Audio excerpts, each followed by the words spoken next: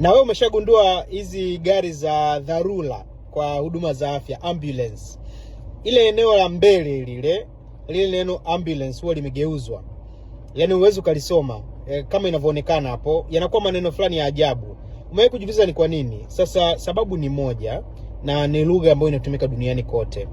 Magari ya dharura yanapokuwa nyuma yako, wewe kama dereva uliye mbele, utaweza kuona kama kuna gari nyuma kwa kutumia side mirror au drive mirror ya katikati. Kwa hiyo likiandikwa neno ambulance, ukitaka kuliangalia kwa kupitia drive mirror utaweza kulisoma.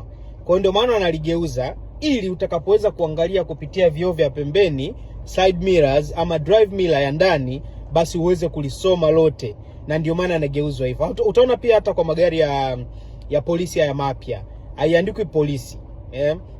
Inageuzwa, inaanza IS ngapi, inakuwa neno fulani la ajabu hivi, lakini hiyo ndio inakuwa sababu.